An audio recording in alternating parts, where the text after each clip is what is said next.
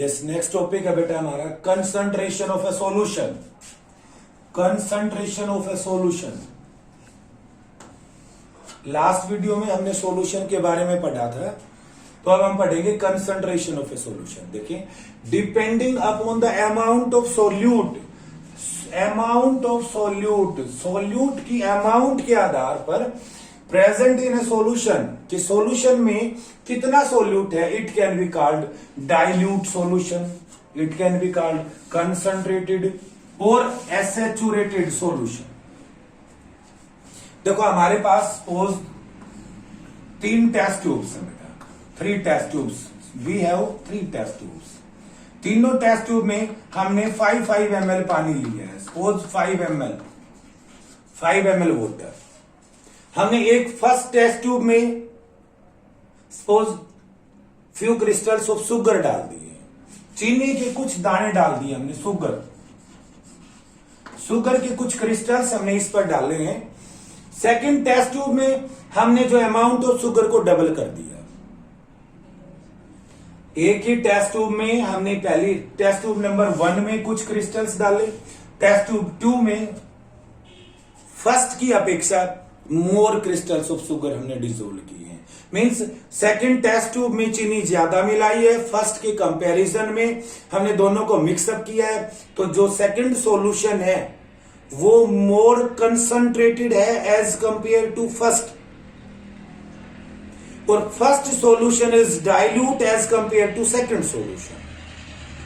Means पतला solution होता है डाइल्यूट सॉल्यूशन, गाढ़ा सॉल्यूशन होता है कंसंट्रेटेड सॉल्यूशन।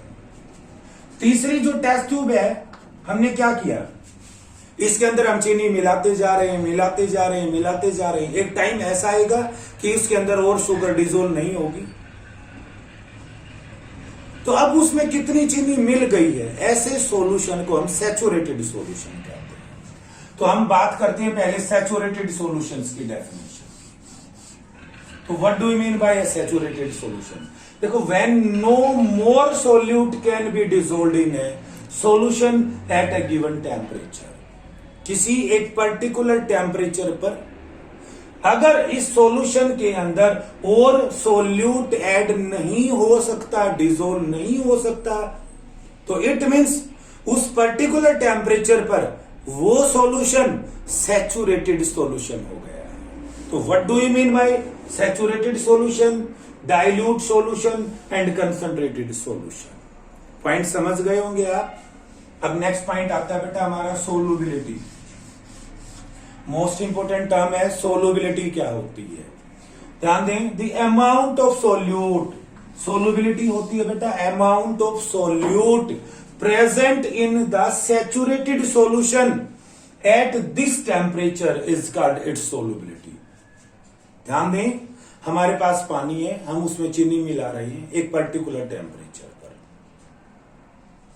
उस पानी में कितनी चीनी मिक्स हो गई, उस चीनी की जो अमाउंट है, मींस अमाउंट ऑफ सोल्यूट है एक सॉल्यूशन में गिवन टेम्परेचर पर, वो उसकी सोलुबिलिटी कहलाती है। एनसीईआरटी में एक एक्टिविटी है, और एक एक्टिविटी के माध्यम से फाइनली हम इस कंक्लूजन पर पहुंचते हैं। ध्यान दें किस पर, कि जो डिफरेंट सब्सटेंसेस होते हैं, different substances in A given solvent, एक ही गिवन सोलवेंट में, सपोज हमारे पास पानी है, अब की बार 2 टेस्ट ट्यूब है, दोनों में पानी है, हम एक में साल्ट मिला रहे हैं, एक में शुगर मिला रहे हैं, सेम टेम्परेचर पर, क्या जो डिसोल्व्ड अमाउंट ऑफ डिफरेंट सोल्यूट है वो सेम होगा या डिफरेंट होगा? गिवन सोलवेंट में पर्टिकुलर टेम्परेचर पर डिफरेंट अमाउंट डिसोल्व होंगी। That's why different substances in a given solvent have different solubilities at the same temperature. Same temperature पर given solvent में different substances की solubility different होती है। Most important point है, ध्यान से फिर समझना। हमने एक टेस्ट ट्यूब ली, दूसरी टेस्ट ट्यूब ली, सेम अमाउंट ऑफ वाटर लिया, सेम टेम्परेचर पर। हमने एक टेस्ट ट्यूब में शुगर को डिसोल्व किया, दूसरी टेस्ट ट्यूब में दूसरे सब्सटेंस को डिसोल्व किया। डिजोल्व करते जा रहे हैं।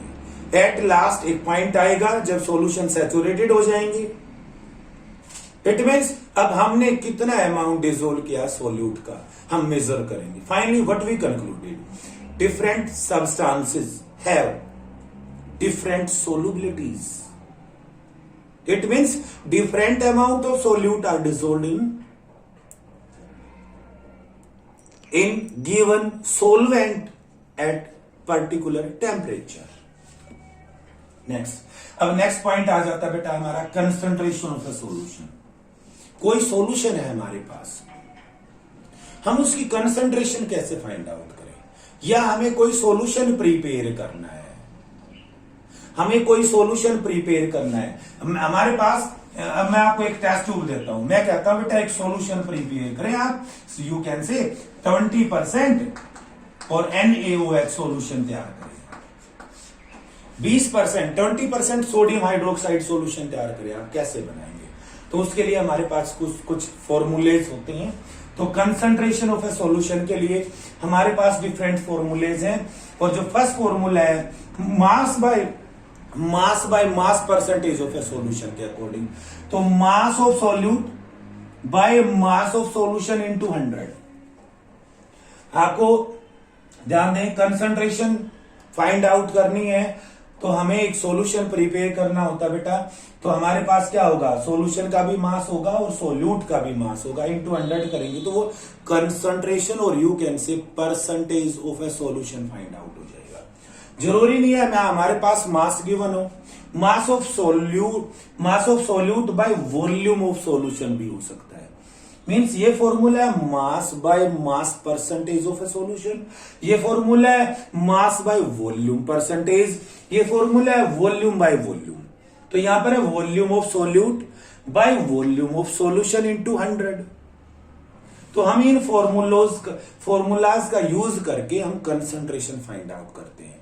तो एनसीईआरटी बुक एक एग्जांपल देती है बेटा, हम एक एग्जांपल पढ़ेंगे पहले। Suppose mass of A solute, मैंने आपको एक सॉल्यूट दिया है, यू कैन से साल्ट, कोई साल्ट दिया है, 40 ग्राम साल्ट दिया बेटा मैंने आपको। मीन्स साल्ट यहां पर क्या काम करेगा, एक्ट एज सॉल्यूट। तो मास ऑफ सॉल्यूट मैंने आपको दिया 40 ग्राम, मैंने मास ऑफ सॉल्वेंट भी दे दिया, मीन्स वाटर 320 ग्राम। मैंने आपको 320 ग्राम पानी दिया है और 40 ग्राम साल्ट दिया है। आप दोनों को मिक्सअप करके एक सॉल्यूशन बनाएं और उस सॉल्यूशन की कंसंट्रेशन को फाइंड आउट करें। हमारे पास ये फॉर्मूला है मास बाय मास परसेंटेज का, तो हमारे पास मास ऑफ सॉल्यूट चाहिए, हमें मास ऑफ सॉल्यूशन चाहिए। मास ऑफ सॉल्यूट तो गिवन है लेकिन मास ऑफ सॉल्यूशन गिवन नहीं है, तो मास ऑफ सॉल्यूशन हम फाइंड आउट कर लेंगे। हमें पता है मास ऑफ सॉल्यूशन क्या होता है। अगर हम सॉल्यूट और सॉल्वेंट के मास को ऐड कर दें तो टोटल मास ऑफ सॉल्यूशन हो गया। तो इसीलिए 40 ग्राम हमारे पास क्या है, साल्ट है, सॉल्यूट, प्लस 320 ग्राम क्या है, वाटर है, मीन सॉल्वेंट। तो mass of solute plus mass of solvent is, ये किसके इक्वल होता है, mass of solution. It means 360 ग्राम किसका मास है, मास ऑफ सॉल्यूशन का। तो हम इस फॉर्मूले में वैल्यू पुट कर दें। मास ऑफ सॉल्यूट कितना है, mass of solute 40 gram, mass of solution कितना है 360 ग्राम, इनटू 100 कर दें और फाइनली हम कैलकुलेट करेंगे, इससे ये काट देते हैं और कैलकुलेशन आप करोगे तो हमारे पास आंसर आ जाता है कि इस गिवन स्टेटमेंट के अकॉर्डिंग जो कंसंट्रेशन ऑफ सॉल्यूशन है वो 11.1% है। ये कंसंट्रेशन ऑफ सॉल्यूशन है। एक दूसरा तरीका और भी है हमारे पास, हम किस प्रकार कंसंट्रेशन फाइंड आउट करते हैं। देखो अभी मैंने आपको कहा बेटा कि आप लैब में जाएं और लैब में आपके पास सॉलिड सोडियम हाइड्रोक्साइड होगा और उससे आप 20% solution of sodium hydroxide prepare करें। ध्यान दें, तो गिवन मास ऑफ सॉल्यूट आपके पास है, ध्यान दें मास ऑफ सॉल्यूट, अगर मास ऑफ सॉल्यूशन को हम 100 ग्राम कर दें तो 100 से 100 कैंसिल हो जाएगा और कंसंट्रेशन ऑफ सॉल्यूशन क्या आ जाएगा, जितना मास ऑफ सॉल्यूट लेंगे।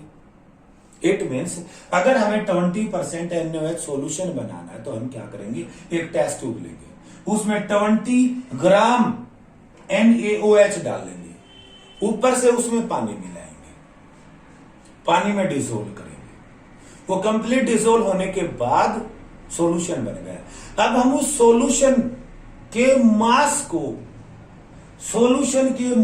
को 100 ग्राम कर देंगे, तब जो हमारे पास सॉल्यूशन बना उसकी कंसंट्रेशन 20% हो गई। दूसरा तरीका भी हमारे पास, जरूरी नहीं हम मास बाय मास परसेंटेज से फाइंड आउट करें, हम मास बाय वॉल्यूम से भी कर सकते हैं।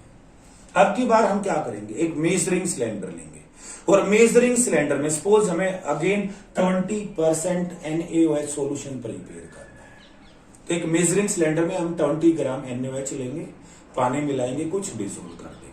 डिसोल्व होने के बाद हम उस सॉल्यूशन के वॉल्यूम को 100 ml कर देंगे। 100 ml करने के बाद अब जो कंसंट्रेशन बनी है उस सॉल्यूशन की वो क्या होगी, 20% होगी। तो हम लैब में डिफरेंट कंसंट्रेशन के डिफरेंट सॉल्यूशन तैयार करते हैं। तो ये हमारा टॉपिक था बेटा, कंसंट्रेशन ऑफ ए सॉल्यूशन।